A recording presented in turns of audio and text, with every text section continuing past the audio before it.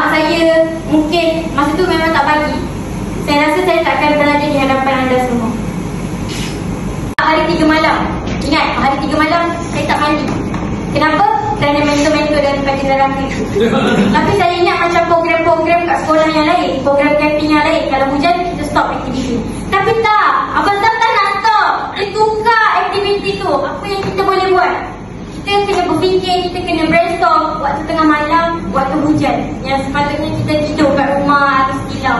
Ya ampun. Itulah saya rasa saya nak memberi. Sebab Abang Zam mengajar saya untuk memberi apa yang kita belajar, apa yang kita dapat. Aktiviti saya sewaktu melakukan tahap gangsa dan juga tahap perak. Macam itu disampak sepenuhnya oleh pejabat Jabatan Pengaliran Saliran masa tahun itu. Biasa ada 4 yang seperti biasalah, dan cuma tambahan adalah projek penempatan, residential project. Di mana? Di projek penempatan saya buat di Mersing. Kenapa kamu ajak kita yang ini mobil?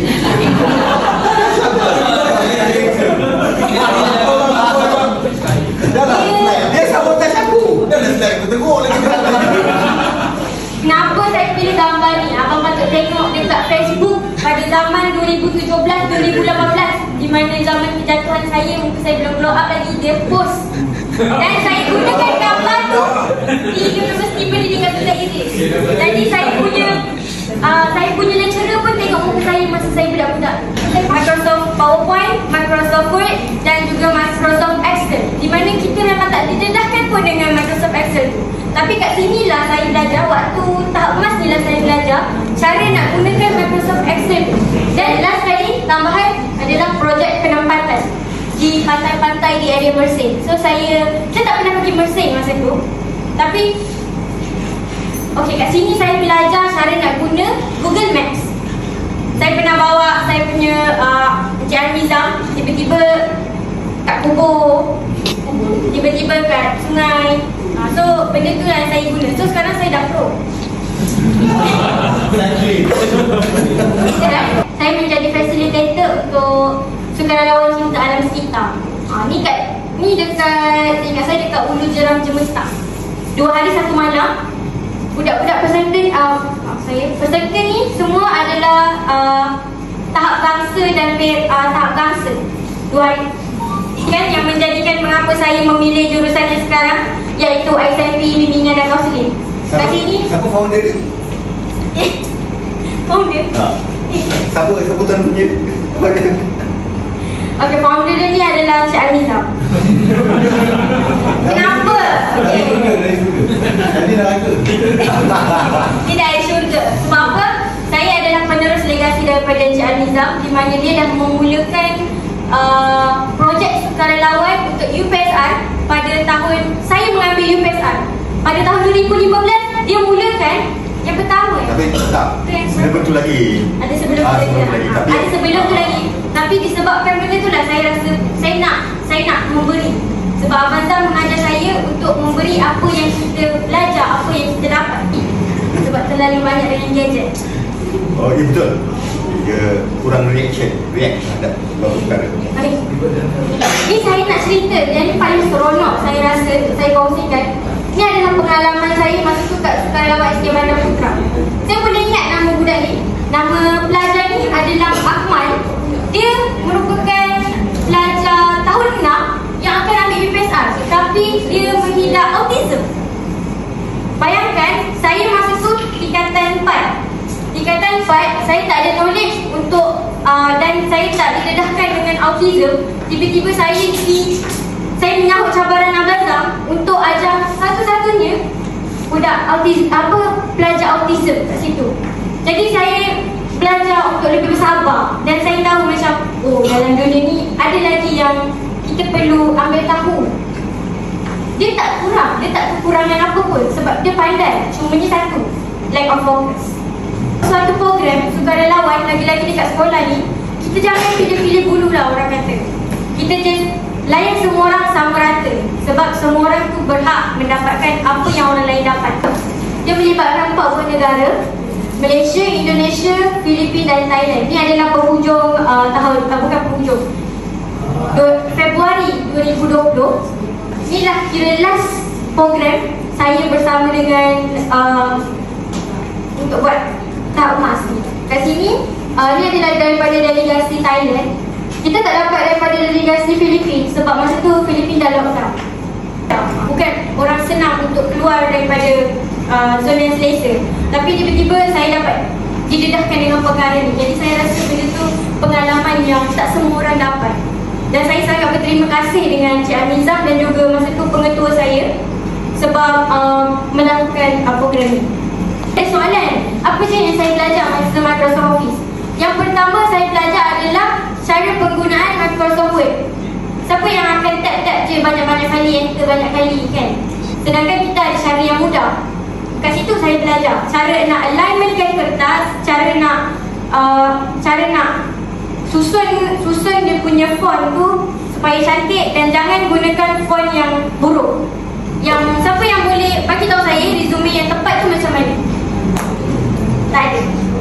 Kita tak ada resume yang tepat, tapi kita ada guideline daripada Encik Al-Nizam yang sentiasa bergerak secara profesional. Terima kasih. Dan tak pasti jangan kongsi. So kat situ saya belajar cara nak hias poster pula menggunakan PowerPoint. Kalau ikutkan ni, saya punya PowerPoint saya tak guna Canva. Kenapa saya tak guna Canva? Sebab walaupun sekarang ni kalau presentation dekat uni memang saya akan guna Canva, tapi untuk formal, Abang Zam kata jangan guna Canva. Guna apa saja tapi lebih proper guna benda yang PowerPoint. Saya ingat jogging ni yang paling mudah, tapi sebenarnya tak. Kenapa tak? Sebab saya punya jurulatih Cik Arizah. Tidak. Dia dapat dengan rata. Aku semua boleh buat.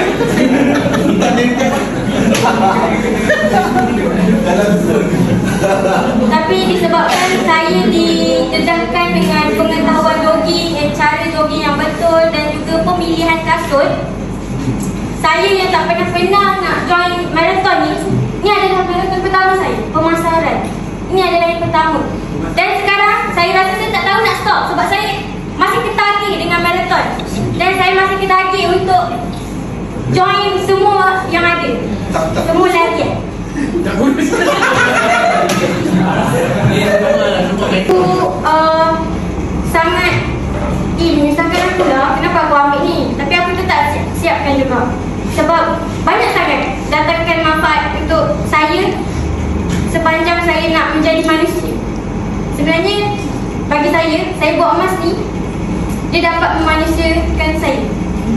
So, ni penjelajahan lasak. Penjelajahan lasak ni adalah 4 hari 3 malam. 4 hari 3 malam. Ingat, hari 3 malam saya tak mandi. Kenapa?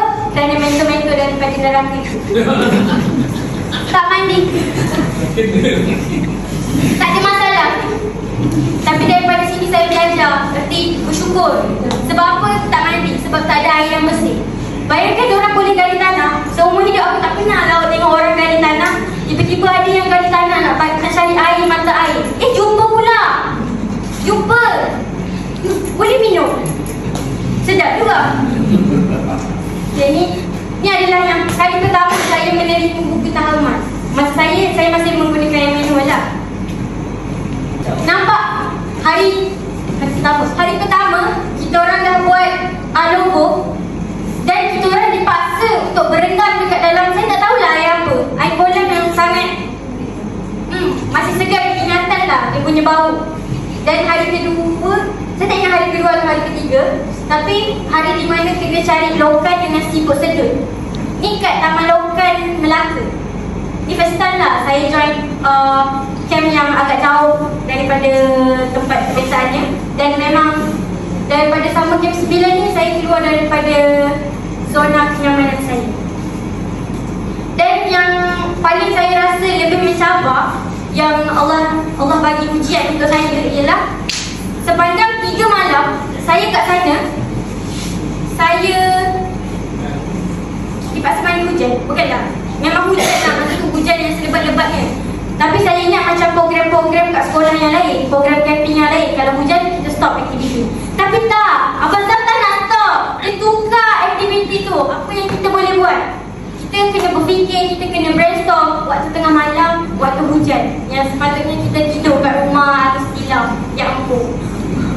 Kemudian ni waktu tu kita kena seberang sungai yang ada buaya.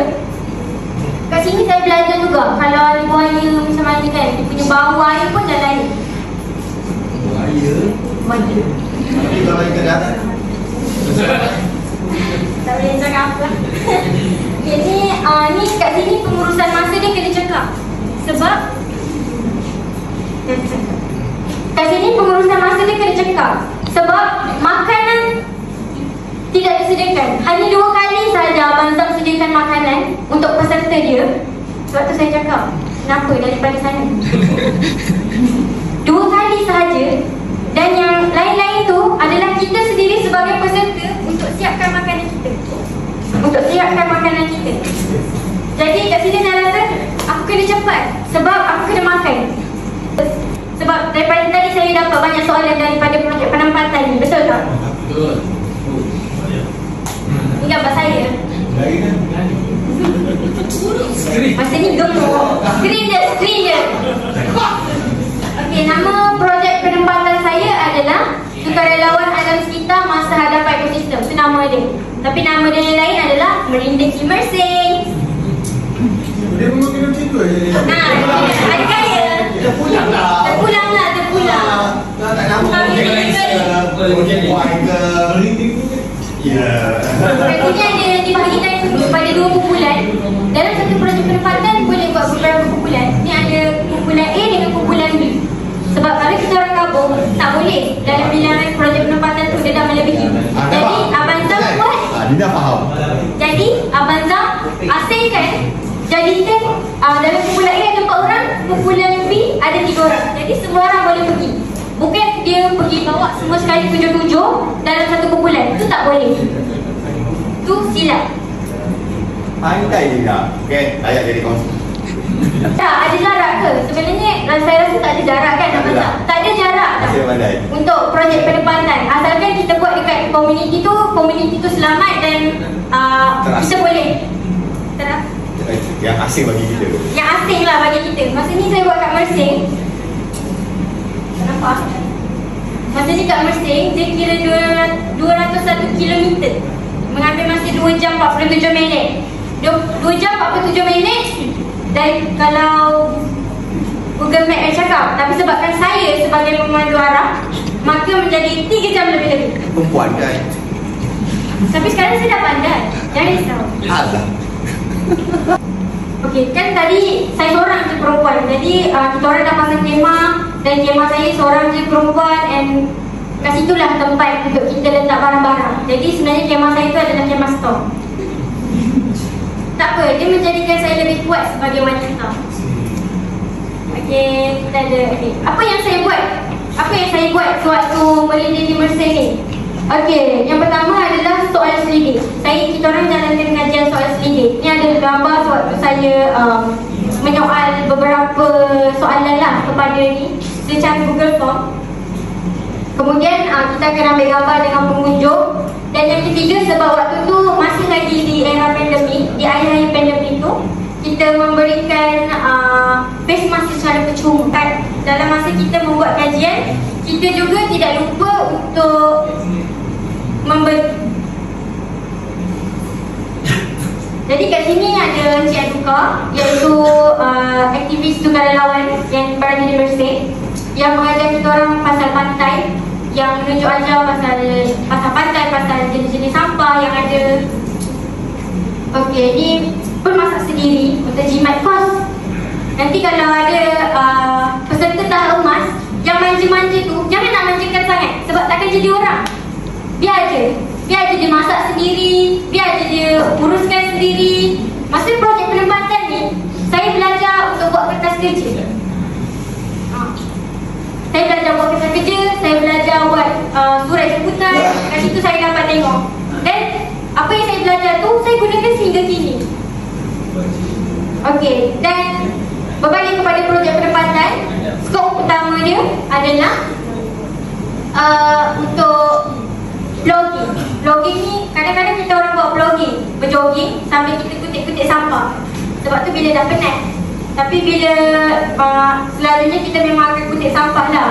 Ada Pantai Penyabuk, Tanjung Resang, Pulau Mawar, Pulau Mawar, Air Papan, Pantai Papan. Berapa total pantai semua kita dah? Berapa ratus tan, ribu tan sampah? Ribu kilogram. Ada banyak kan? Ada banyak kilogram sampah tu lah. Ada setiap kali ni berbeza. Ni pantai yang berbeza, ni yang berbeza. Ni tak silap saya Tanjung Resang.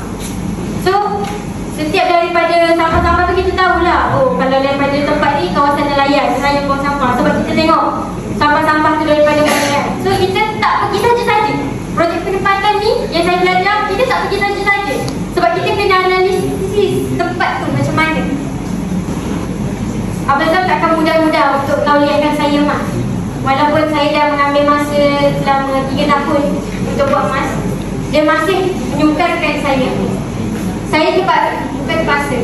Saya, buku saya dilihat dan komen oleh senior saya, iaitu juga pemegang tahap mas, Encik Kamsari. Kemudian ini adalah pegawai-pegawai yang melayakkan saya ditauliahkan. Kemudian kita ada Encik Asrul. Encik Asrul merupakan pegawai Kementerian Pendidikan di PBS di Segamat.